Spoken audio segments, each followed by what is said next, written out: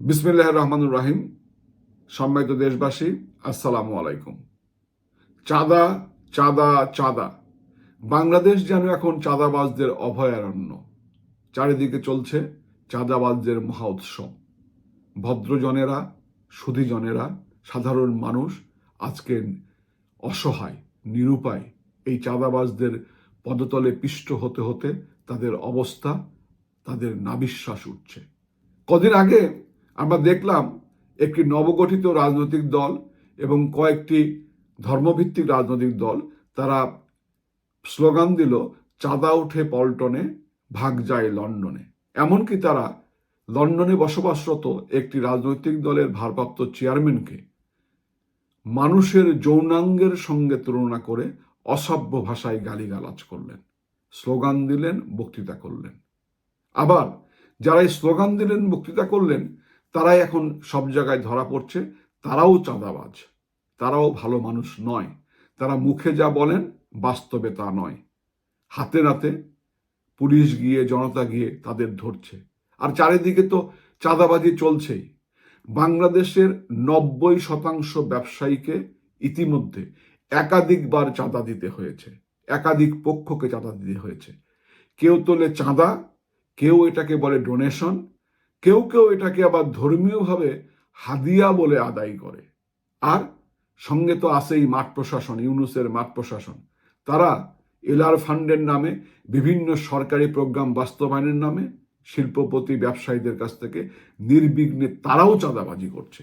অর্থাৎ সরকার পক্ষ এবং সরকারি দল পক্ষ যারা আছেন, সরকারি জোট পক্ষ যারা আছেন, কারণ এটি তো একটি জোটের সরকার, বিএনপি, এনসিপি, জামাত সহ কয়েকটি জোটের সরকার এটি, তারাই তো ইউনূস সাহেবকে বসিয়ে রেখেছেন।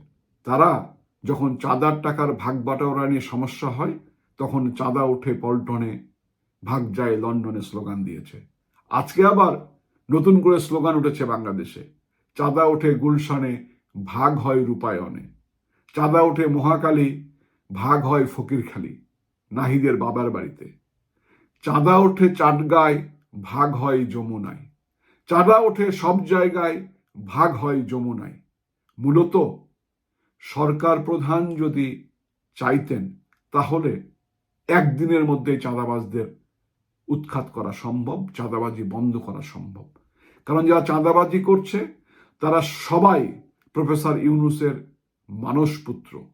তারা সবাই প্রফেসর ইউনূসের চোখে বিপ্লবী এবং তার সহকর্মী। তাদেরকে প্রফেসর ইউনূস পুলিশ দিয়ে পাহারা দেয়, আর্মি দিয়ে পাহারা দেয়, আর্মি দিয়ে তাদেরকে পদযাত্রা করায় বাংলাদেশে। এবং তারা সবাই রাষ্ট্রীয় প্রোটেকশনে জনগণের উপর জুলুম করছে। একদিকে চাঁদাবাজি, ডোনেশন সহ হাদিয়া, আরেকদিকে ছিনতাই, রাহাজানি, চুরি। মানুষের নাভিশ্বাস উঠে গেছে। এখন তারাও বলতে শুরু করেছেন তারা পচে গেছেন, নষ্ট হয়ে গেছেন। সমন্বয়ক উমামা ফাতেমা শেষ পর্যন্ত বলতে বাধ্য হয়েছেন যে তাদের পুরো সিস্টেমটা নষ্ট হয়ে গেছে, জুলাই মানি মেকিং মেশিন হয়ে গেছে। উপদেষ্টা মাহফুজ 6 কোটি টাকা অবৈধ লেনদেন করেছেন অস্ট্রেলিয়ায়, সিডনিতে অভিযোগ উঠেছে। তখন সেও তীর ছুড়ে দিয়েছে নবগঠিত একটি রাজনৈতিক দলের তার সহকর্মীদের উপর, যাদের সঙ্গে নিয়ে তিনি আন্দোলন করেছেন আওয়ামী লীগ সরকারকে উৎখাত করবার জন্য, বাংলাদেশের সম্ভাবনাকে নষ্ট করবার জন্য। শুধু তাই নয়, শুধু চাঁদাবাজি নয়, এর সঙ্গে রয়েছে যৌন হেনস্থা। তাদের নেতা নেত্রীরাও যা যা বলছেন সেটি একজন রাজনৈতিক কর্মী হিসাবে আমার পক্ষে পুনরায় উচ্চারণ করা সম্ভব নয়।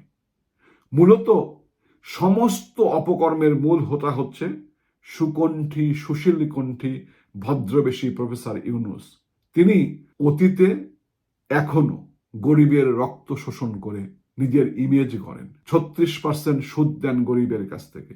সেই ব্যক্তি ক্ষমতায় বসে এখন আর ওই সুদের টাকায় তার বহির্বিশ্বের লবিং করতে চান না।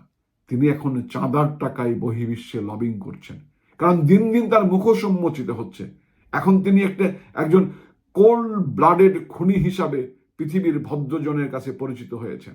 গোপালগঞ্জে গণহত্যার পরে তাকে এখন মানুষ কোল্ড ব্লাডেড মার্ডারার বলেই জানে।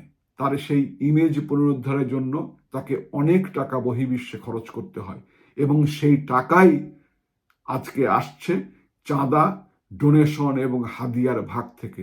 চাঁদা ওঠে সব জায়গায়, ভাগ হয় যমুনায়।